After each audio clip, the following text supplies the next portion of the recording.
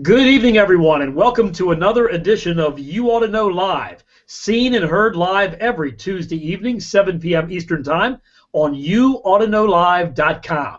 If you're watching this in archive, we would love to have you join us live next Tuesday evening, and we thank you for being with us tonight. Well, let's talk about who is with us. I'm Dave Serio, host of the radio program You Ought to Know, seen and heard in the Baltimore and Frederick area. And who do I have with me? We have Mike Lambert from the Shine Shop, my extreme detailer buddy. How you doing there, Mr. Mike? I'm good, Dave. How are you this evening? Good to have you, sir. We'll be talking to you in just a few moments. We also have Mr. Dave Winward from Jasper Engines and Transmissions. Everybody knows Jasper. Good to talk to you, Mr. Dave. Thank you, Dave. Good to be here. All right. And we have the dynamic duo, Jose and Todd from Dynamic Automotive. Good to have you guys. Hey, it's good to be here with you guys again. It's been too long. It has been too long. It's glad to have you back. So we're going to get started with Mr. Mike Lambert, or actually Dave Winward, because he was first up today. Dave Winward from Jasper Engines and Transmissions. And Dave, tell us a little bit about what's going on in the engine and transmission world. You guys been busy? Yes, very busy. We're starting to just slow down a little bit from that huge winter that we had. And now spring has sprung, and this weekend looks like it's going to be the start of boating season. Oh, which is always good for you, yes. Yeah, the season got started really late because it was just cold for so long. So absolutely. I tried going to some marinas yesterday and today, and I pretty much just said, hey, guys, nice seeing you, but they were so busy, just running around still getting the shrink wrap off the boat, trying to get them in the water for Memorial Day. But I had some exciting announcements about our marine program and some changes we have to the warranty. All right. So I can go over them now, later. Yeah, why don't you go over the warranty right now, and then we'll do your contest later. Okay, sounds good. Well, all right. Previously, our marine engines had an 18-month warranty. We have extended that to a full 2-year warranty now. Okay. And the really exciting thing is, on the small block applications, which we consider a 5.7, the 350, the Mercruiser, Volvo, it's basically just a GM short block that Mercruiser and Volvo kind of branded themselves. For $100 extra, we'll give it a full 3-year parts and labor warranty, which in the marine business is non-existent. And when you're looking at a boat repair, if anyone's ever owned a boat, $100 is about 3 hours worth of fuel, so it's not that big of a deal. Exactly. So if you're offered that, go ahead and take it. Now, also, we experienced so much core damage this year because of the intense freezing. As you know, if you don't properly winterize your marine engine, it will expand. The water will expand inside the block and actually break them. So we used to have a $480 core policy on a 350 Chevy or a 4.3 GM engine.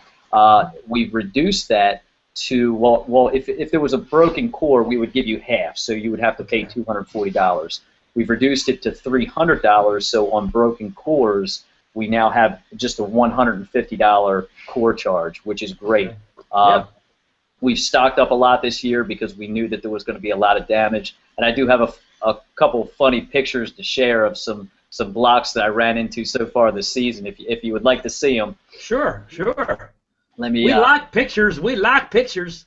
Let's see. We got here now. This one, it's kind of hard to see. You can see it's the lifter galley area of a small block. Now, if you look, I would say up there's about halfway midpoint. There's a big crack right in the lifter galley, and as you can see, that's an oil and water mix. That's what they call the milkshake mix. Right. But there's a large crack right in the side of that lifter galley. Now, this one's a little bit easier to see. Yeah, I'd say so. I would say so. They don't build them like that at the GM factory now. Oh, and that's an actual GM 5.7 that has a Volvo sticker on it, because Volvo just kind of spray painted it and put their parts on the outside. But and one of the funny things about that is you see that giant hole in the center of the block. Now, what people refer to as freeze plugs, you can see one to the left and to the right. Right. They didn't even move. No, they're fine. No problem. And a machinist once told me they're really not for that, for when a block freezes, they're actually casting plugs. When they cast the block, they have to put those plugs in just to plug up the holes. And Sure. The older blocks used to be a 1/4 inch thick, and these newer blocks are so paper thin. You can literally take a hammer to the side of these things and put a hole in them. So, and then I got one. Now this is what we normally see. That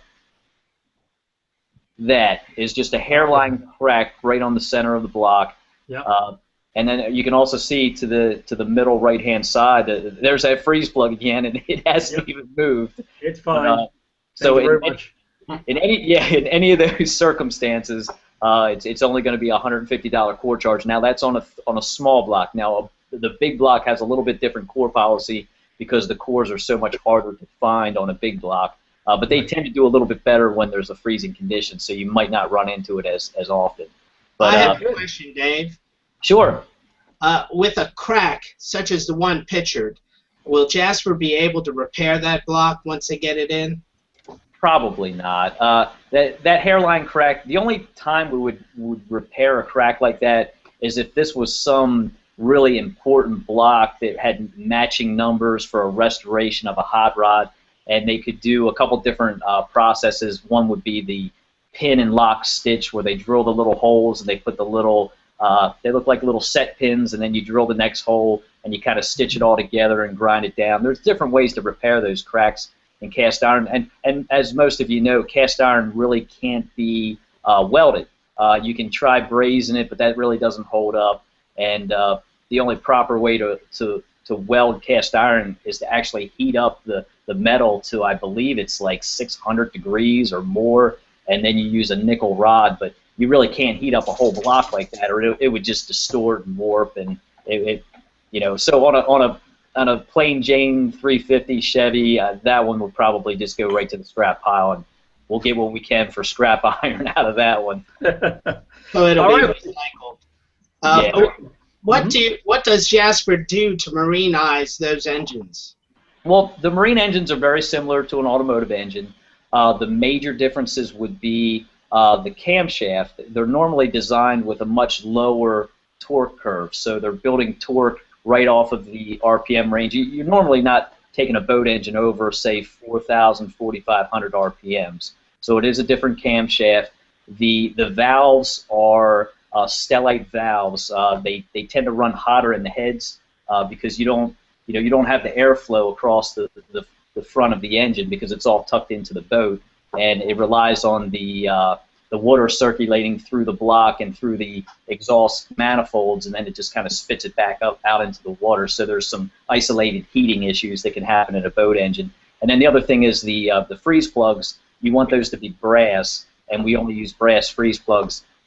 It's really important in the bay where you have a little bit of a brackish water because of the difference in metals. You get a little bit of salt in there, and all of a sudden the inside of your block turns into a battery, and it just starts eating away the inside of the blocks. But for the most part, they have what they call freshwater cooled systems, towards a closed cooling systems that some boats have that just use antifreeze and circulates it, and those blocks hold up great. The problem is when you're sucking raw water out of the bay or out of the river, circulating it through the block and spitting it back out, it's just rust in the inside of that block. So most of these marine cores we get back, they're just chucked. Unless it's a closed system with the freshwater cooling, most of them are just thrown away.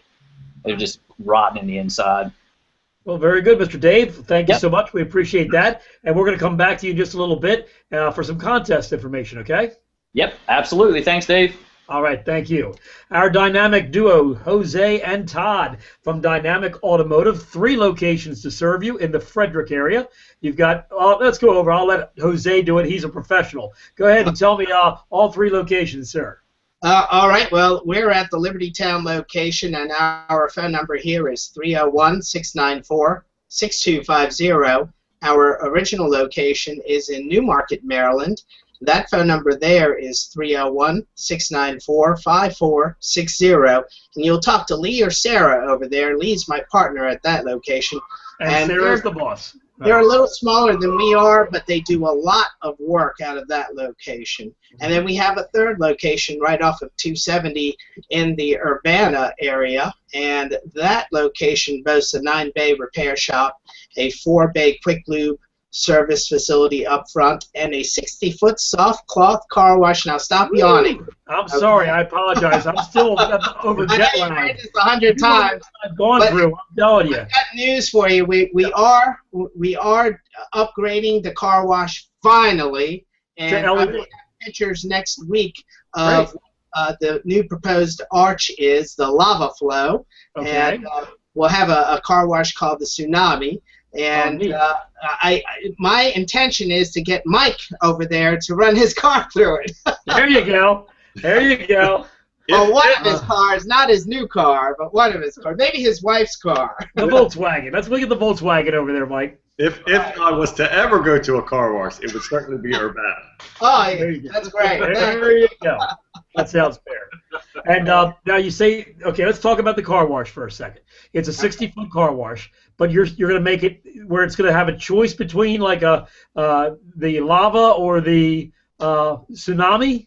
Yeah, so actually it's going to have a foamer up front. Okay, all right. Which will throw down, liquefy down in a very thick sheet onto your car. And it's going to be lit up also, so there's going to be a light show. So there's entertainment attached to this car wash, and you'll have all kinds of. It'll be like rolling through a pinball machine. I love it. Well, that's smart because the people are actually, of course, in the vehicle, and you've got nothing to do in a car wash except for watching things, beat up against your car. So this is neat that you're going to give some kind of entertainment. Yeah, we'll have dancing girls and the whole 9 yards as you go. Oh, don't do that. You'll never get rid of Todd. Todd will never show back up again at your location. He'll only want to work Urbana. There you go. Right. Somebody has got to help the girls in and out of the water. Todd's volunteering. Very good. Well, so much for the family atmosphere at Urbana, that's for sure. The Sunday church people will not be going there, I can tell you that right now. So, Todd, tell us a little bit about what you've been doing or what Jose's been making you do over the last couple days. Oh, boy, it's really broke loose. Here lately we've been doing more than our fair share of diesel work. Okay. 450 down here waiting on injectors and going to pull apart the turbocharger and clean it up internally. Where do you get your injectors from? Actually, those are going to come straight from Ford. Have you ever dealt with a Rundle? I've talked to Bill a couple of times, but I haven't dealt with him yet as far as purchasing parts. Do it. I bought one for my diesel. Okay, he shipped it to me next day, which yours would be next day also in Maryland. So I got it next day. The Dodge dealer wanted $435, I think, was my dead cost. Oh wow! Okay, and he sent me an injector for $249. Oh, no kidding. Yeah. Now I think he did that a little favor for me, but still, I mean, he's a lot less than the dealers. And all I can tell you is she's working perfectly. Okay, and wow, it was a good-looking part. And, they rebuild them themselves right there. Yeah, maybe I'll give him a shot on this one. Yeah, Dave, consider it. Do you have a Ford or a Dodge? I have a Dodge, but he does all diesels. So he does all the injectors and does the injection pumps. He rebuilds them all right there on the premises. So 410-969-3399. And I would definitely call Bill or Michelle and talk to them. Well, we certainly have been doing quite a bit of diesel work over here, as well as AC work. Like Dave said earlier, spring has sprung, and we're seeing our fair share of air conditioning coming in. As a matter of fact, Todd worked on a Cadillac just today, I believe it was. Yeah, today. And the pressures were looking good, just a little low. This Cadillac had a message coming up stating that it was low on Freon. And he charged it up. All the pressures were good. It was cooling okay. Message came back up again.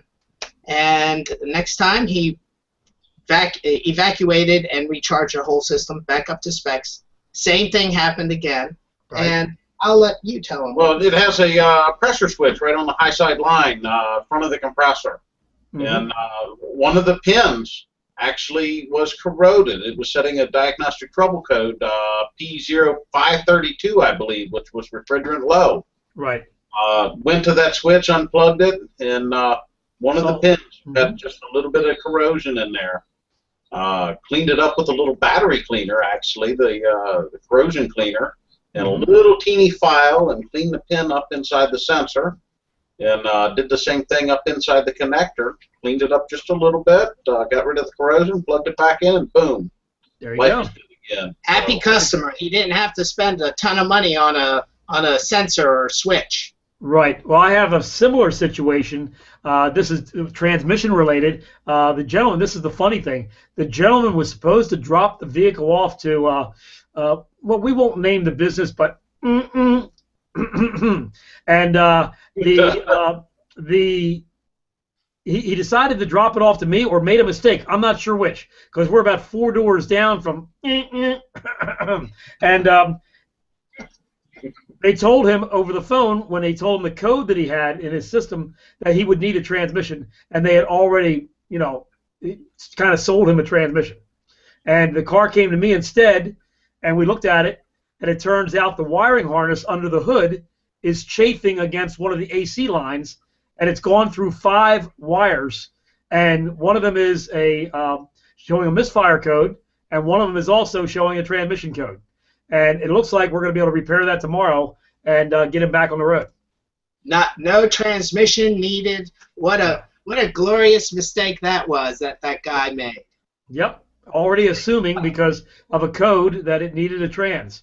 And knowing the business that I know so well down the street from me, I would not doubt that even if they found the wiring harness, that they still would have done a trans. Right. Yeah. No doubt in my mind. Yeah. And that business's name again? Yes. Sorry, I'm not afraid to say it. Something called I'm going to look for them with Google. I'll Google that. You Google it, and guess what? It'll probably come up. or just go to your phone book, and the first one in the phone book is probably going to be it. Yeah, probably right. Yep. Yes, sir. So anyway, so I'm sure that this guy sounds like he's a very happy camper. And we haven't promised him a whole lot because we couldn't drive it. So we're assuming everything else is going to be okay once we get that fixed. But at least we know for a fact that he's got a chance now. Right. The other place, for life, the other place probably wouldn't have found the wiring harness problem, replaced the trans, had the same problem, and then would have found the wiring harness problem. Right. So, Yeah. So we did it the right way. All right. Well, guys, good to talk to you. We'll come back to you in just a few moments. Okay. Okay. All right. Thanks, Dave. We got to talk to my extreme detailer friend. This is Mike Lambert from The Shine Shop, and the website is theshineshopAutodetailing.com. Michael, how are you, sir? I'm fine, Dave. How about yourself? Good. I see you got your beast behind you. Yes, it's finally sitting in the garage after about a week. So, Yeah, sat outside and all that moisture and everything we had last weekend, huh? Yep. Yeah, it kills me, but if it's outside, I'm making money. There you go. So. There you go. Tell the guys some of the cars you worked on this weekend. I got some pictures. I saw the one. That was incredible. Yeah, I have pictures, but Okay, good. yeah, We love pictures. if we can do this, we'll show you the pictures. Alrighty. Get Aston Martin to give you a hand. Oh, there we go. We're doing something. All right. Now wait a minute. My wife's got this all set up. So there we go. There we go. This is a Mercedes McLaren SLR, $500,000 car. It's not up there yet. This is the way it came to me. It's not up there yet, Mike. We're not seeing anything right now. You're not seeing anything? We see the individual, very small pictures on the top. Maybe you need to Okay. click on them, I think. Let's see. There you go. You got that? There you go. Yep. Okay. That's the way it came to me. Wow. And From the guys at the dealership in Florida that prepped the car for sale. Oh, look at that. Look at that. This is a $500,000 car, folks. Yeah. Man. So there's after. Woo. This is 18 solid hours of polishing on the softest, the absolutely softest paint I've ever worked on in my life. Even wiping the polish off scratched the paint. Wow. So we went through about 45 microfiber towels, One swipe, flip the towel. One swipe, throw the towel away. Move on. Yeah, it was just incredible. It drove me nuts. It is. There it is. I don't say this about Mercedes very often. It is a drop-dead gorgeous car. Yeah. And just the way the doors open are just incredible.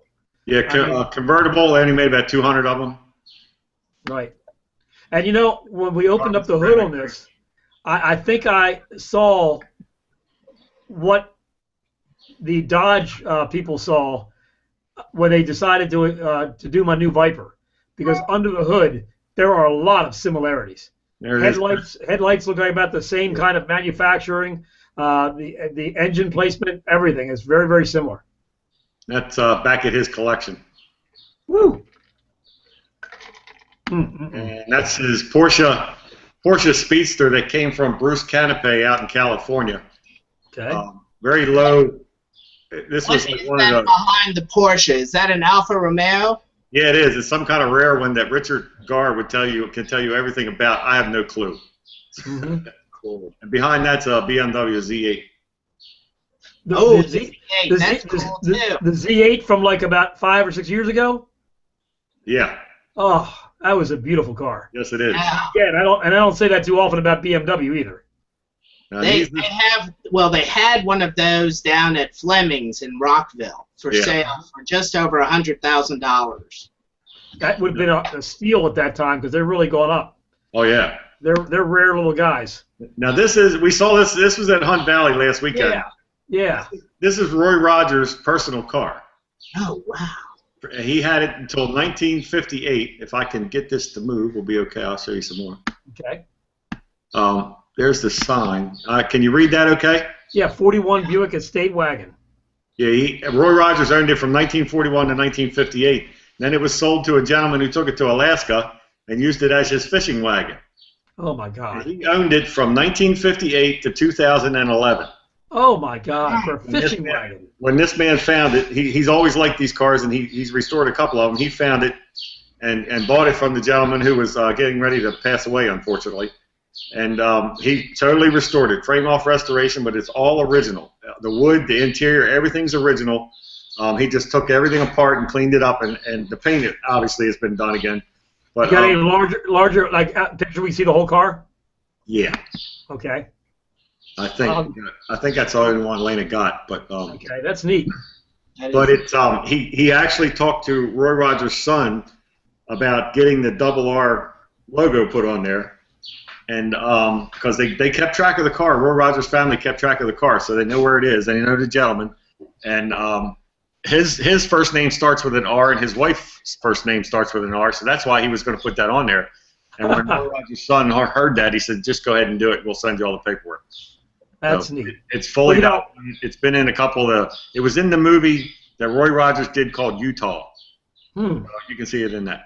I tell you, I was telling Mike about this. The Roy Rogers family, I've never met any of them. I went to his place, his museum, and thought it was just fantastic. But they were good Christian people, and they just were good family people. And it's not surprising to me at all that Roy Rogers' son said, "Go ahead and do what you got to do and use our name and all that," because they're that good of people. They really are. Right. Yeah, but, I mean, the thing's just absolutely stunning. So. Yep. So anyway, that's what I worked on, and then we got a new tool, which is really cool. A new tool? Yes. Okay, come back and we'll talk about the new tool. Sure. Okay, you just gave it away. Don't do that. That's all right. You all know what it is anyway. So. All right, I wouldn't know what it is. All right, well, hang in just 1 second. We'll be right back with you, Mr. Mike. Okay. All right, I'm going to take a few moments for some cheap advertisements. First of all, I want to thank, of course, Todd and Jose for sponsoring my show. Mike Lambert is sponsoring my new show here in Baltimore. I'm on the air now 7 a.m. in the morning. I thought I needed to get up earlier, so I decided to do this. 7 to 8 in Baltimore on Q1370 AM. And in Hartford County and also Baltimore County, Essex, and White Marsh, it airs 99.9 FM. So I finally made it to the FM dial, Mom. So it's really neat. And show airs from 7 to 8. Then we do 8 to 10 WCBM. For this Saturday will be the last week that I'm going to be doing the Florida show on Orlando's 740 The Game. Just wasn't getting enough response for callers, and I decided I'm getting tired of doing an infomercial down there. and I called him up and said, can't takes it no mo. So we're going to do away with that show, and then we're still going to do the 11 to 12 at WFMT, Free Talk 930, WFMD in Frederick. And this Saturday, we're doing a live remote at the Hampstead Volunteer Fire Department for what they call Hampstead Day. The whole town of Hampstead comes out, and they got a real big car show. And I'm taking 3 of my cars on my trailer, just like I did to Jose's shop not more than 9-10 months ago, and try to get the old Dodge warmed up and roll out 3 cars. I'm hoping to have both of my Vipers and, wait for it, the 72 Pantera. Oh, that'll be nice. Supposed to be picking it up Friday. We had some problems with the brakes, got that handled, and we had one more problem with the driver's door window door. Thought it was a window motor. They sent me the window motor, and the window motor comes separate from the gear, and of course, it was the gear. Yeah. So now we got a gear and a motor for it. So we're getting that gear shipped to Hopi tomorrow and get that taken care of, and then she's on the road. So it's been fun. So hopefully have all 3 of those cars at the Hampstead Day car show, Hampstead Volunteer Fire Department, and that is 8 a.m. to 3 p.m. Saturday, this Saturday the 24th. Yeah, all right. Get there early. Get there early. That's it. And Mike is either going to get a chance to show up, or he's going to at least going to call in like he normally does, and I'll let you know about FMD. Okay, mister? All right. Let's go to Dave Windward once again. Dave, you got a contest for us, right, buddy?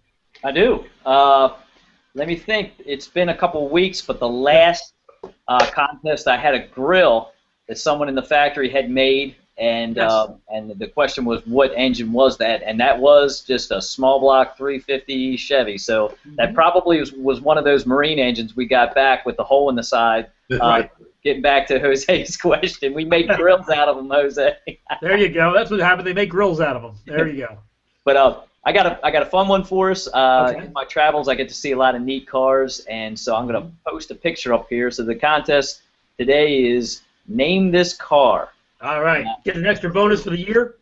Yeah, extra bonus for the year. And one of these awesome limited edition Jasper.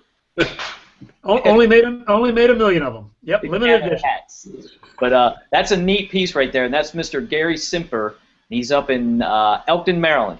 Okay. And he completely restored this. He's got several of the same brand of vehicles. I believe he's got 3, and he's a station wagon fanatic. He's probably got 4 or 5, and some of them he runs super stock racing.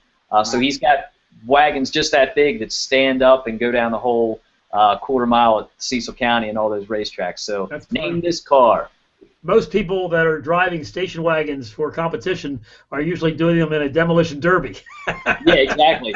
And don't tell Gary I said that, okay? Well, I'm sure he understands, but he's got some of the nicest station wagons. And when I was growing up, my father had a 1968 Ford Country Squire with a 3. Oh, you just gave it away. No, and that's not it. But I'm just kidding. I've been searching for that car, and I don't think there's any left. I may have found 1 or 2 on Google and eBay over the years, but I think they're pretty much gone. And they were immensely popular. Yeah, they were, and it was just a big, huge, it had the tumble seat in the back, and it had the 390, and that thing ran really, really strong. You know, the 390 and the 428 is the same basic engine with a couple less cubic inches, so they put them in Mustangs and everything else. A lot of Shelby people just grasped for their heart right now when Dave said there's not much difference between the 428 and the 390. I want to. Well, there really isn't. It's the same block. Yes. Yeah, same block and you know, very close heads. Yeah. You know, you can take a 390 block, and Edelbrock makes a kit with nice aluminum heads, nice aluminum intake. You put a 4-barrel, and these things are, you know, you'll get 600 horsepower out of them very, very easily for next to nothing comparatively to what it would have cost 20, 25 years ago. Absolutely. Well, the first person that gives the correct answer to what that beast is, that's jasperman73@gmail.com, gets themselves a camouflage hat from Jasper Engines and Transmissions. Yeah. All right, Mr. Dave, thank you so much, buddy. Thank you. All righty. Let's go back to Mr. Todd and Jose. We'll be back with you, Mr. Dave, to close things up. So back with Todd and Jose and Todd, the dynamic duo from Dynamic Automotive. Have you been getting some people? I'm always brave in asking this question, I got to tell you, because this is such a tough business, as you know. Radio is one of those things that just goes out there, and you hope that it grabs people and makes them do things like, for example, deal with you. But have you been getting some people out there for the 10% discount? The 10% works very well, so yeah, we've gotten some response from that discount. Good, very good. But getting back to station wagons, and, okay, all right. I'm a station wagon guy. That's what I used to own. Station wagons, Oldsmobile, custom cruisers, Vista cruisers. My dad had a Vista cruiser, 1968 Vista cruiser. And I just remember driving that car when I finally got my license with the whole family. And I just got my license, and I was driving that car down Route 50 to Ocean City, taking the entire family to Ocean City. And it was just so much fun. And I just remember those cars riding so very well and just having heaps and heaps of power. Yeah, I mean, absolutely. Just fly. Now, I got a question for you, though. When you were doing the describing of your car, and you were driving, did you notice what you were doing? Did I? Oh, yeah. You have to. You have to. I mean, you know, those bad boys, I mean, you say they ride well, and they do. But I'm telling you, there was so much play in the steering boxes on those cars that you could turn a corner and it wouldn't do a thing, you know? I mean, so you literally, going down the highway, we forget that. You know, we really do. But you really had to sit there on a regular basis and keep that car going straight. Yep, you couldn't. That one finger, you know. Yeah. Power steering power steering eliminated all of the feel of the road back then. They always bragged that you could turn the steering wheel with one finger, you know, and you didn't have road feel. The car practically drove itself, though. But I just remember that those were great cars, and you could fit a family of 6 in that car and cruise down the road in comfort. It was a great experience. With a pile of luggage on the top. Todd, put up with us. We're old, okay? Well, Dave, now they call them SUVs. That's what they call them. Really. They ruined them. But in speaking of something like that, we used to have, when I was growing up, my dad was a Grand Marquis guy.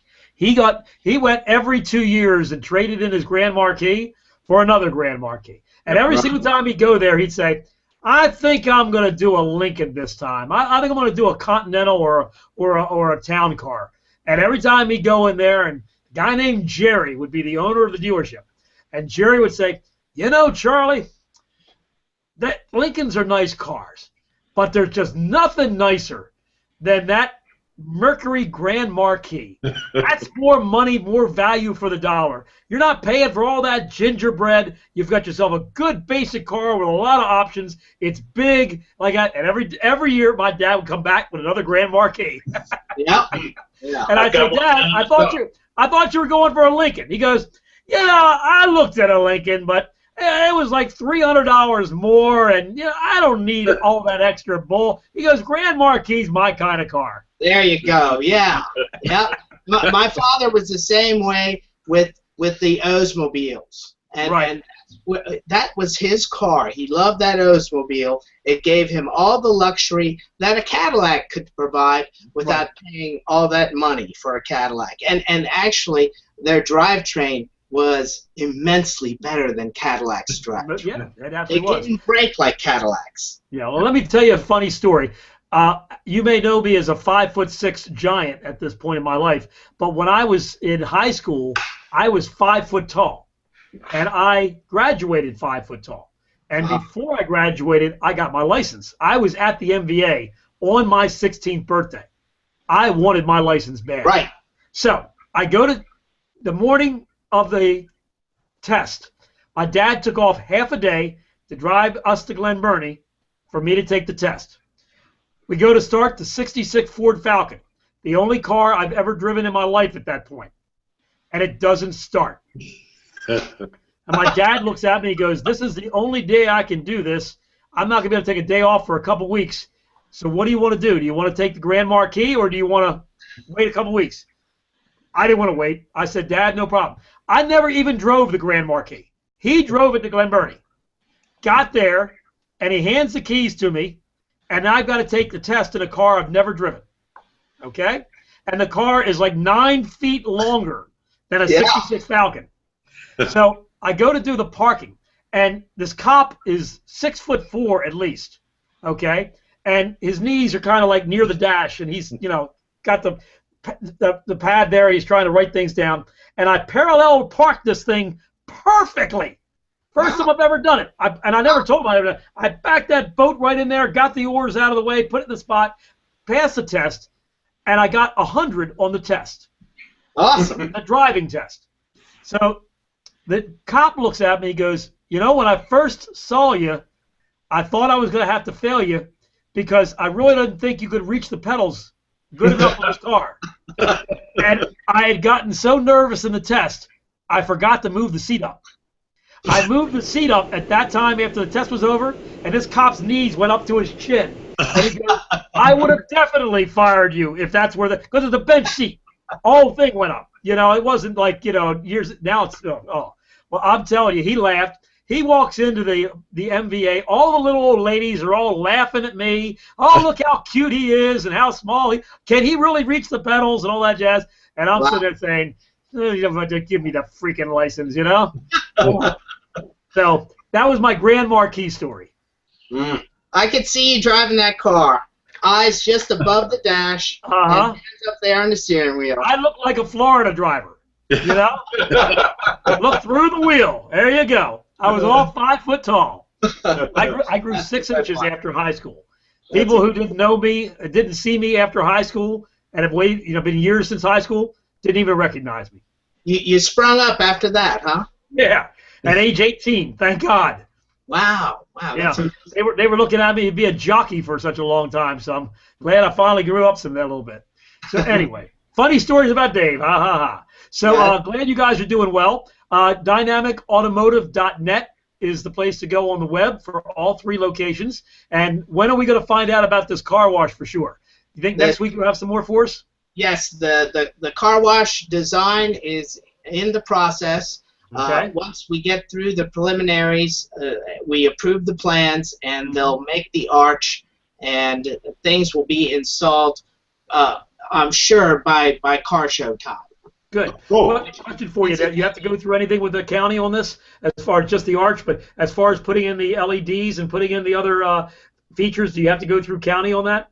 No, actually, on this we don't. It's just an additional option within the car wash itself. Amen. So it's pretty streamlined. We've got some electrical work that's going to happen, but that's pretty standard with this application. But by the way, the car show is August 24th. Okay. And we hope that you and Mike and Dave also can make it. And Sunday, correct? Car show. We'll Sunday? That is a Sunday. Good. And Very we'll good. have some other Vipers there too. Great. I will be there.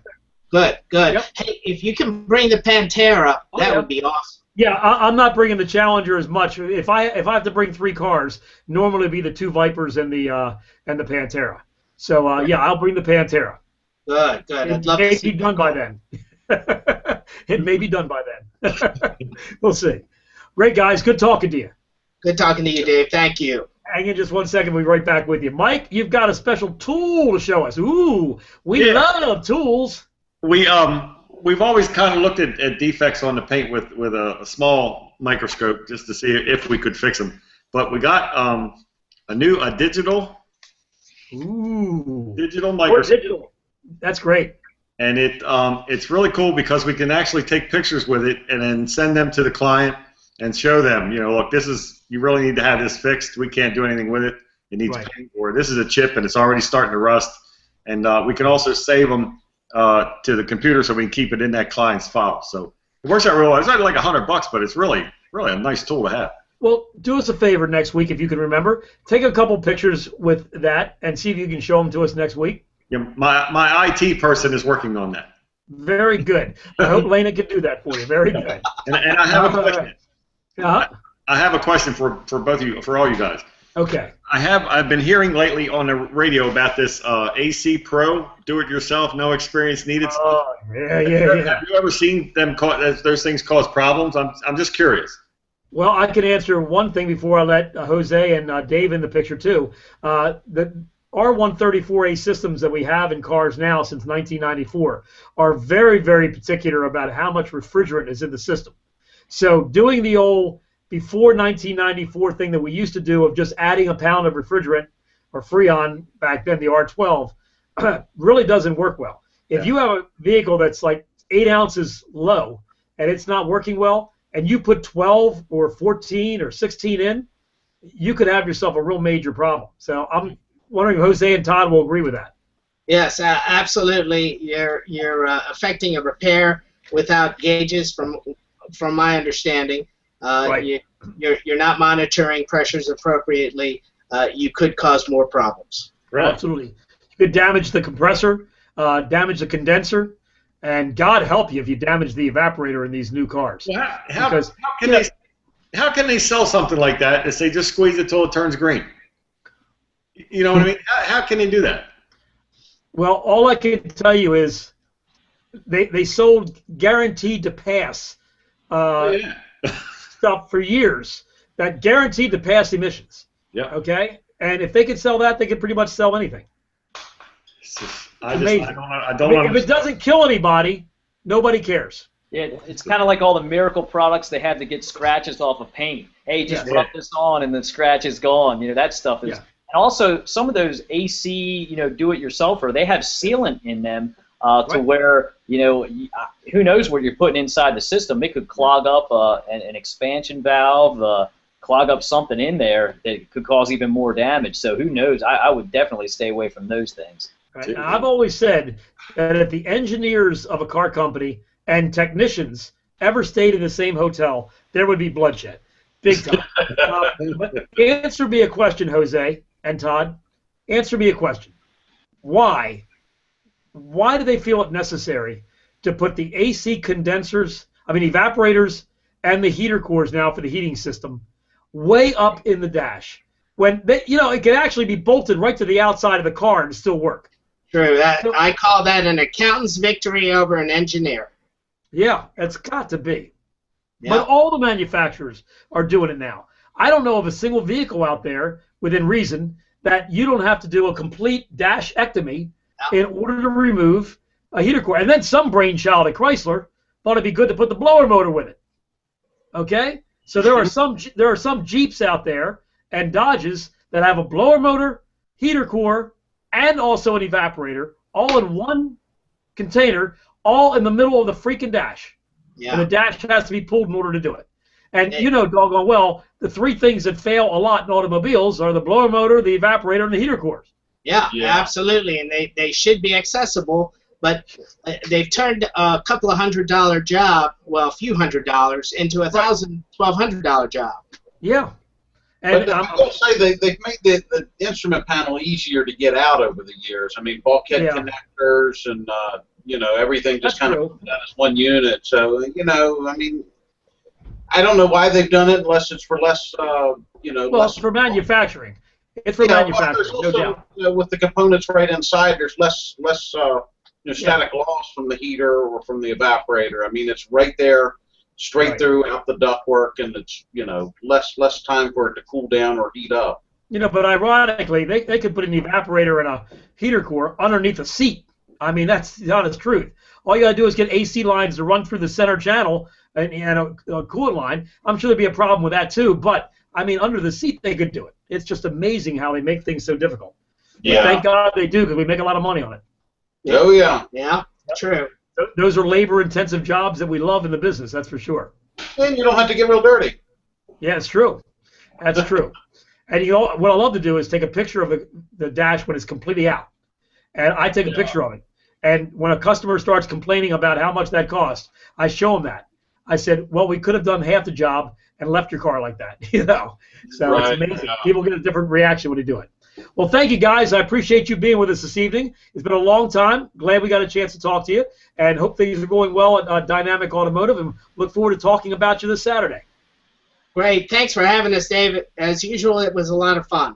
Well, great. Thank you so much. Dave Windward, always a pleasure, sir. Great contest. Put the picture back up one more time. Jasperman73@gmail.com is the address to go to. You name that car, and extra bonus of just one of those things we just say, give you an attaboy for giving us the correct year, and a camo Jasper hat will be on its way in the mail to you. Thank you, Dave. Thank you, Dave. All right, appreciate it. Michael Lambert, the Extreme Detailer. One car per day. The Shine Shop Auto Detailing.com is the website. 410-833-1632 is the phone number. And you're a great C-Quartz installer treatment. If you want to find out more about Mike Lambert and the Shine Shop, as his prices, and also about C-Quartz, go to the website, theshineshopAutoDetailing.com. Hey, thanks, buddy. Thanks, I appreciate it. It's been fun. Pleasure talking to you. I'm Dave Serio. I'm the host of You Ought to Know. This Saturday morning, 7 a.m. until noon, on the web at daveserio.com, 7 to 8 on Q1370 in Baltimore, 8 to 10 on WCBM AM 680 in Baltimore, 10 to 11 on 740 The Game in Orlando, Florida, and 11 to 12 on Free Talk 930 WFMD. If you've been watching this on archive, we'd love to have you join us next Tuesday evening, 7 o'clock. For those of you that have been watching live, thank you very much. We look forward to seeing you guys again every Tuesday evening, 7 p.m. Eastern Time, on the website, YouAutoKnowLive.com. Have a blessed night. We'll look forward to talking to you Saturday on the radio. Bye-bye.